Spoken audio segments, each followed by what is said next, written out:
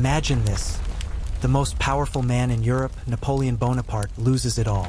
His colossal empire vanished in a single, devastating moment. But the historical shockwave didn't end there. What became of his family? His own wife turned against him, and the young boy, the intended heir to a continent, was turned into a beautifully dressed captive. Get ready to uncover the scattered, often tragic, destinies of the entire Bonaparte dynasty following their master's shocking fall from grace. Make sure to subscribe if you want more deep dives into history's forgotten chapters, and let us know in the comments which city you're watching from. At its zenith, Napoleon Bonaparte was more than just an emperor. He presided over a vast European-spanning lineage.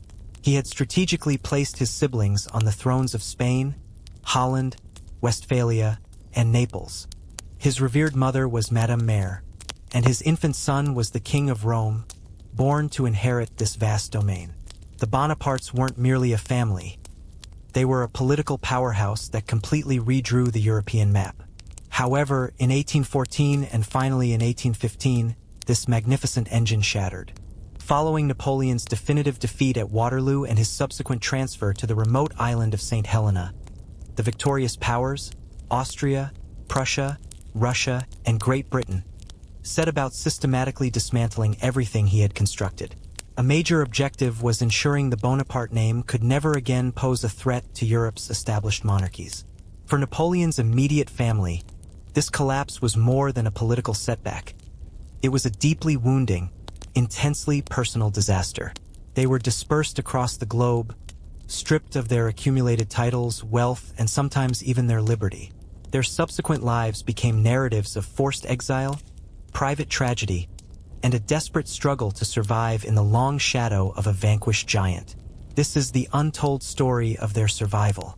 The most poignant and heartbreaking narratives of this dynastic implosion belong to the two individuals closest to Napoleon: his second wife, Empress Marie-Louise, and their son, Napoleon II.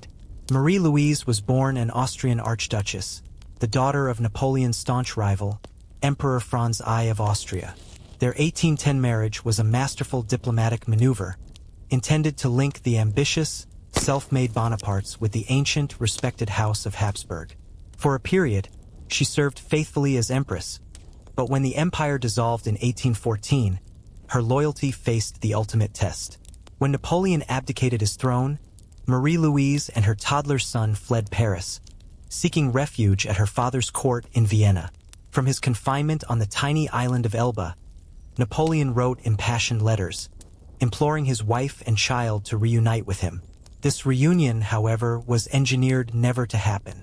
The Austrian court, shrewdly managed by the calculating statesman Clemens von Metternich, had opposing plans. They meticulously segregated Marie-Louise from her husband, intercepting his correspondence and feeding her fabricated stories about his alleged infidelities. To solidify the permanent separation, Metternich assigned Count Adam Neipperg, an Austrian officer, to be her companion. His explicit mission was to guarantee she would never be reconciled with Napoleon, a task in which he ultimately succeeded. Marie-Louise and Neipperg eventually became lovers. She was granted the title Duchess of Parma in Italy. While Napoleon was slowly dying on St. Helena, she was busy building an entirely new existence. After Napoleon died in 1821, she married Count von Neipperg and bore him 3 children. Reports suggest she governed her duchy competently and passed away in 1847, having outlived Napoleon by 26 years without ever seeing him again after 1814. While his mother found a new chapter, Napoleon's son met a much darker fate. Born in 1811, he was immediately crowned the King of Rome, a clear signal of his momentous destiny. After his father's initial abdication, he was briefly, technically, Emperor Napoleon II for a few days until the Allied forces nullified the claim. Exiled to Austria, he was reduced to a prince without territory, a mere political counter. They stripped him of his imperial titles and bestowed upon him a new identity: the Duke of Reichstadt. He grew up confined in gilded cages within Vienna's Schönbrunn Palace, a constant reminder of the defeated adversary. Although his grandfather, the emperor, genuinely cared for him, he was raised strictly as an Austrian prince, intentionally cut off from his French heritage. Across Europe, Bonapartists clung to hope for the Aiglon, or eaglet, the romanticized nickname for Napoleon's son. Constant plots circulated to restore him to power, but the young duke was tragically delicate. He was diagnosed with consumption or tuberculosis, and his health deteriorated rapidly. He died in 1832 at the age of only 21, ironically in the same chamber his father had once occupied as a triumphant conqueror. In a strange, ultimate historical twist, Adolf Hitler transferred his remains to Paris in 1940, interring him next to his father. A grim reunion between the emperor and his heir. Napoleon had installed his brothers as kings. When his empire fell, they also tumbled, sent into exile, where some found more success than others. Let's begin with the eldest, Joseph Bonaparte. Napoleon made him king of Naples, then king of Spain. The Spanish population never accepted him, and his rule ended in 1813. After Waterloo, Joseph escaped to the United States. He settled near Bordentown, New Jersey, on a sprawling estate he christened Point Breeze. His retirement was far from quiet.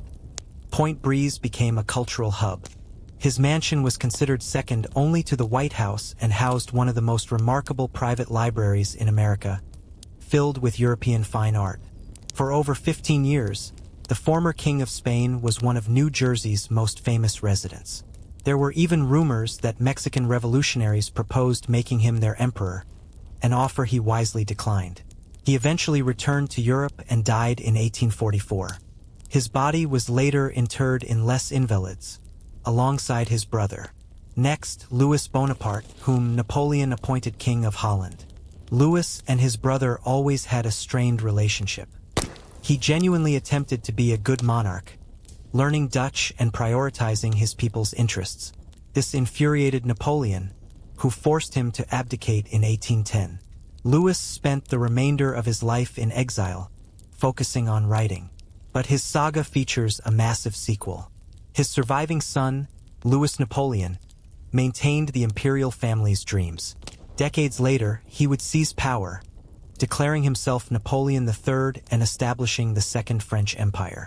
Younger brother Jerome Bonaparte was the King of Westphalia in Germany, notorious for his extravagant spending. His reign concluded in 1813. He fought loyally for Napoleon at the Battle of Waterloo and was wounded. Following the defeat, he spent years in exile, but his story includes a remarkable comeback. In 1847, he was allowed back into France, and when his nephew Napoleon III came to power, Jerome was appointed a Marshal of France and President of the Senate. He lived long enough to witness the Bonaparte name rise once more. Finally, there is Lucien Bonaparte, the family's perpetual dissident. Lucien was an ardent revolutionary who fundamentally disagreed with his brother's lust for absolute authority. Their most significant quarrel centered on Lucien's wife, whom Napoleon despised. This conflict resulted in Lucien being exiled throughout Napoleon's rule, spending years under house arrest. Ironically, Napoleon's downfall in 1814 freed him. He spent his final days peacefully in Italy, a man who willingly chose his personal principles over the prospect of a crown.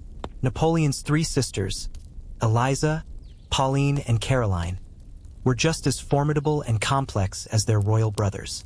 Their individual lives following the empire's destruction were even more sensational. Eliza Bonaparte was the eldest. Napoleon had crowned her the Grand Duchess of Tuscany, where she was renowned as a substantial patron of the arts. When her brother fell, she was immediately stripped of her title and faced a brief period of imprisonment. She eventually settled quietly in Italy, spending her final years funding historical archaeological digs before her sudden death in 1820. This makes her the only adult Bonaparte sibling to pass away before Napoleon himself.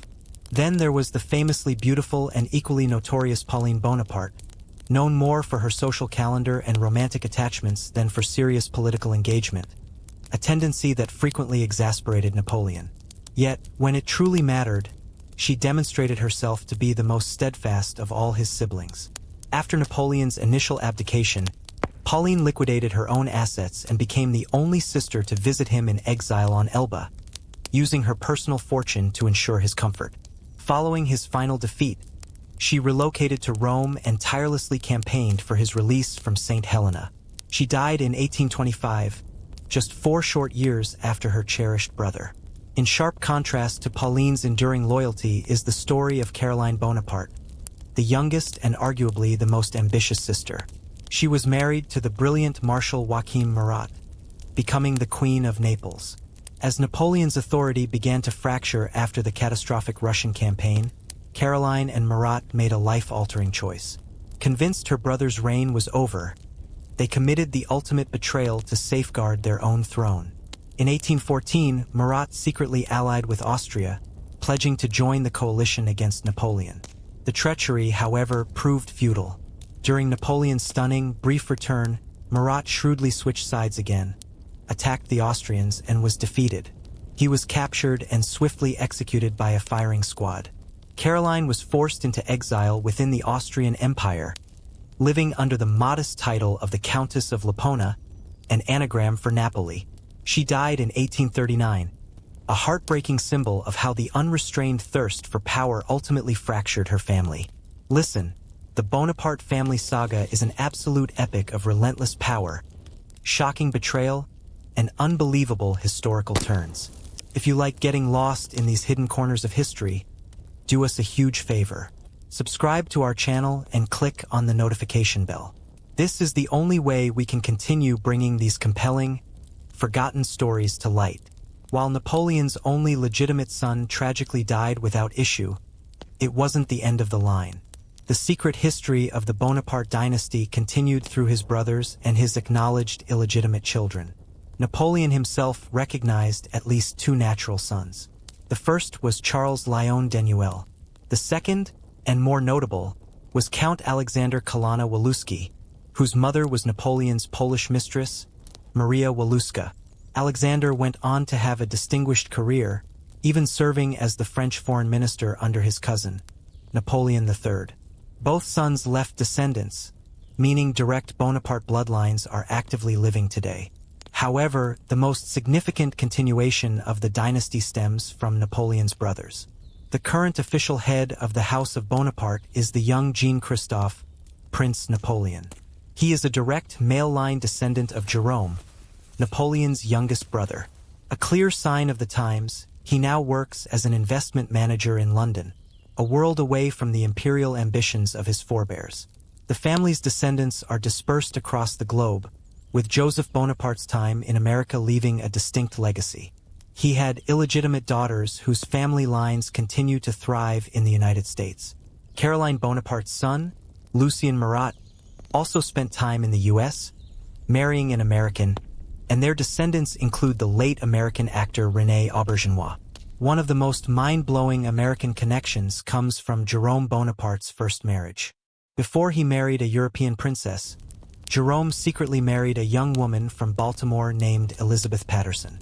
Napoleon ordered the annulment of the marriage, but they had a son whose descendants kept the name. One such descendant was Charles Joseph Bonaparte, who served as the U.S. Secretary of the Navy and later the Attorney General under President Theodore Roosevelt. In a truly wild historical twist, the man who founded the Bureau of Investigation in 1908, the precursor to the FBI, was the great-nephew of Napoleon Bonaparte. The fall of Napoleon in 1815 wasn't simply the end of an empire. It was the obliteration of a dynasty. His wife, Marie-Louise, was pitted against him by her own family and lived out her days as a duchess, estranged from the man she married.